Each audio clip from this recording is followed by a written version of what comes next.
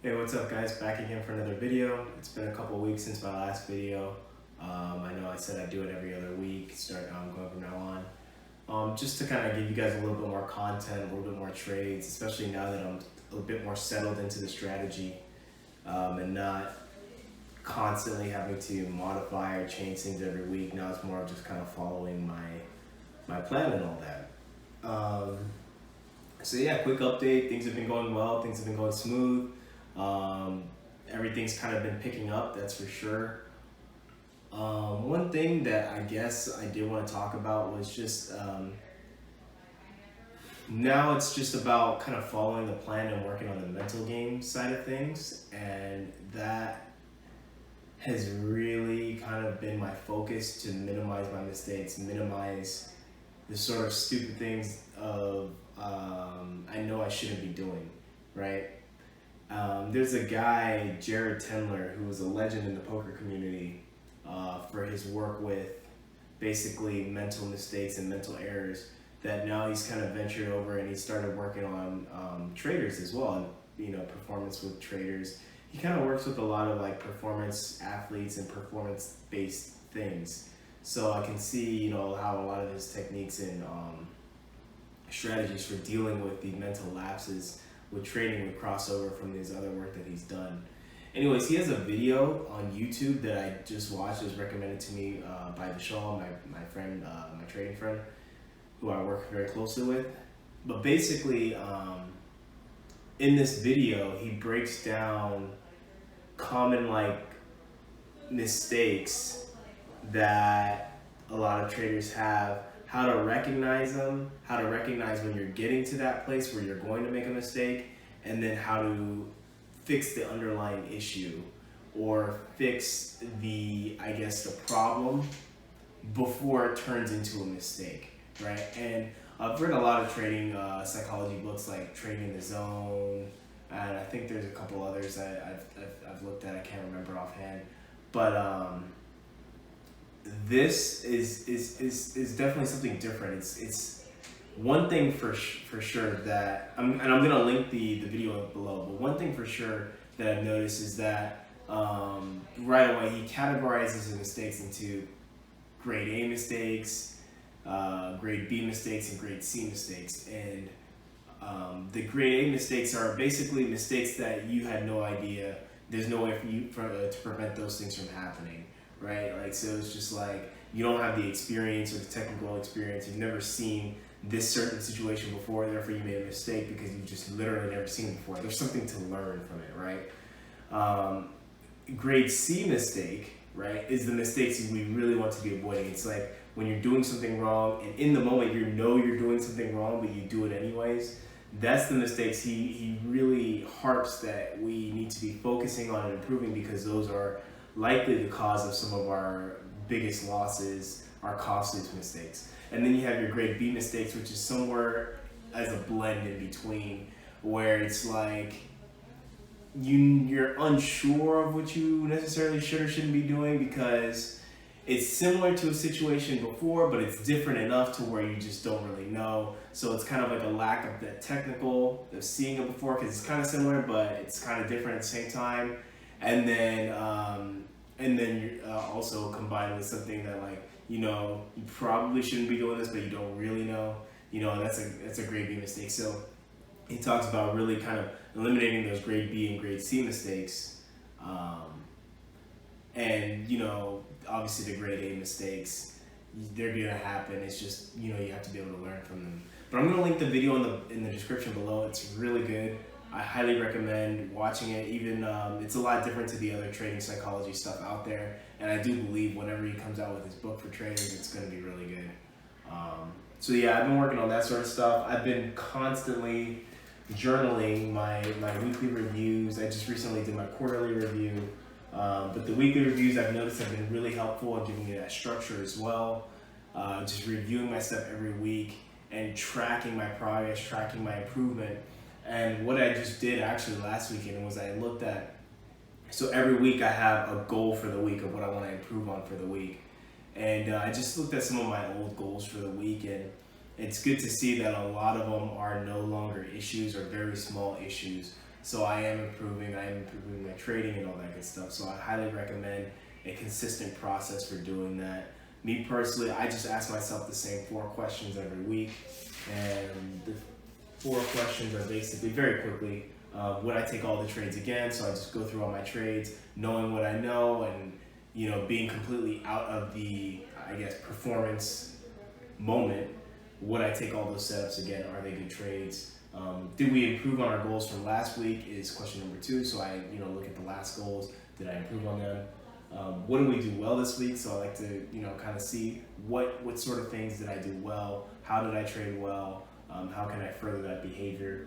And then what was our costliest mistake? I think this is a very important question because there's obviously so many different things we can work on as traders, but if we just look at what was our costliest mistake of the week, right? And then work from there. So you're eliminating basically, or you're working on the things that are costing you the most money first and just plugging the big leaks, and then eventually the leaks get smaller and smaller and smaller until you're not really blowing or losing money on just a bunch of dumb stuff that's just costing you tons. So I really like that question. And then every week I have a goals for next week, and that's basically usually based on our costliest mistake. Almost like 99% of the time it's based around what was our costliest mistake, and I make that a goal for the next week to try and work on that, try and tackle that. So yeah, that's kind of my review process. But like I said, again, the mental game side of thing is kind of where I'm at now, and just really focusing on that because I kind of have my strategy and what I want to do with it down, and all that sort of stuff. So now it's just a matter of sticking to it.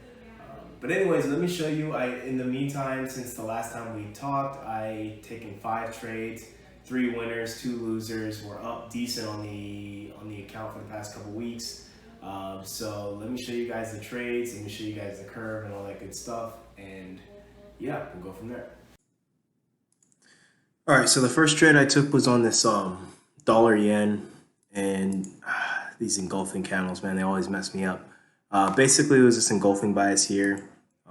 Came flagged up, put in this big engulfing candle off the resistance level there, and I was, thinking it was gonna go take this low here. So we look on 831 when I took the trade, and I had this level kind of marked out, this big low here and this low here, and I was actually looking this.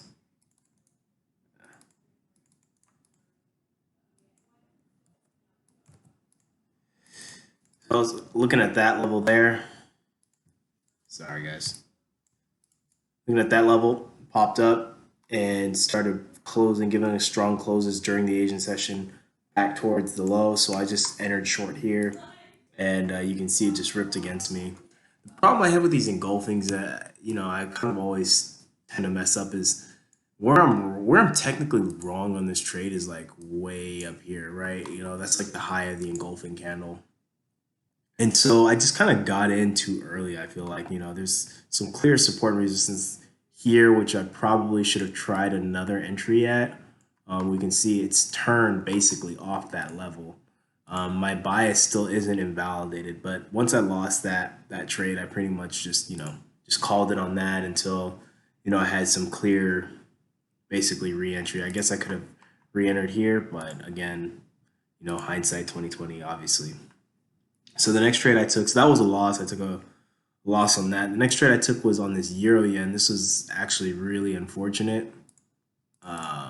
We had this SFP there. So it ran it once, ran it twice. So I was looking on September 1st, and I actually had to modify my rules after this trade because I realized that I didn't have complete clarity on when I was going to take SFPs.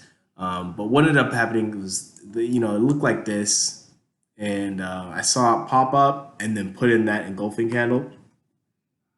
And I just basically hopped in there, put my stops above the high, and you can see it runs the high one last time and then just pukes down and has been down ever since. So that was a bit unfortunate. I missed that trade. I kind of puked the high on that. But again, I had to modify and change and changed my approach to SFPs because I realized I didn't have a clear way to entry. I mean, now looking back on this now, I wouldn't have entered until it broke actually this low. I looked for some sort of either round retest or momentum to the downside or whatever. So I lost there as well.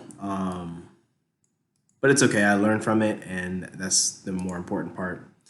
So then we have this Euro GBP trade, and this was a good trade. This is like pretty much textbook setup. If you look on the daily chart, it looked like that. So we had this, bearish momentum down, closed below all these lows here, and then we put in this tries for higher, puts in this pin bar, closes like this, and I just, this low was pretty much ready to go. So on 8/31, which is 9/1, the next day. So price was looking like this, and I was pretty much trying to get to this low. So when I saw it rallying and then put in that candle there, which is basically a bearish momentum candle during the London Open, closing down through support, I just pretty much just hit it short, and you can see it just pretty much went straight to target from there. So I made a little bit there. Had a silver trade as silver trade. That was my next trade. This is another pretty straightforward trade. It was on 9/8. So we had this candle here, which basically price came down, pulled back right into this little level here, and put in this it's like a doji mini pin bar type candle, but it just looks super bearish to me, personally. So it was on the 8th that I took that trade. So let's go back to the 8th. So on the 7th, it was looking like this. Then here it pretty much broke down, and I just hit it short there, and yeah, just ran straight to target. So that was a nice, easy trade there. And my last trade I took was on the Aussie. And again, it was a very similar trade to the silver, but just a little bit different. On the daily chart, we had this inside day here. And it was just an inside day just below this support and resistance level. And I was just like, it's just so obvious with the small range that, like, if it takes this high and shows some bearishness, we're going to dump and take this low. And you can see that's pretty much exactly what happened. But let me show you as it was forming. It was like this. So if we go back to the 8th on Aussie.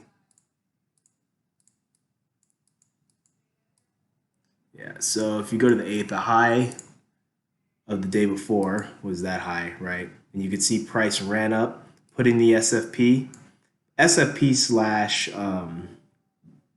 pin bar actually. So we have some PA there.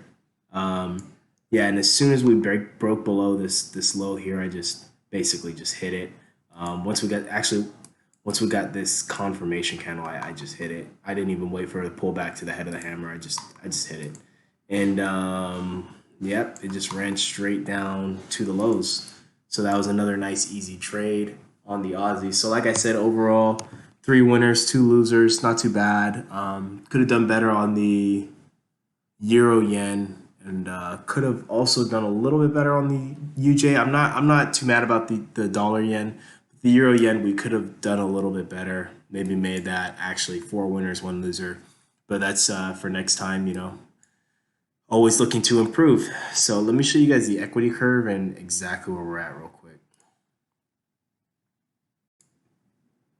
All right, so I just wanted to quickly show you guys the equity curve, and you can see basically this is the whole equity curve, which doesn't look that impressive in its own right, but I've marked out different things. And again, this trade number 13 is when I really started to kind of get things together,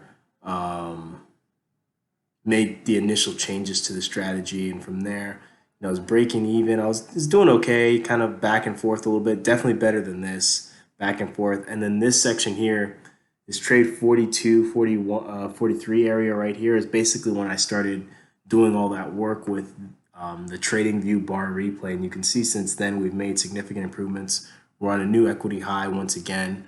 So trading is definitely moving in the right direction.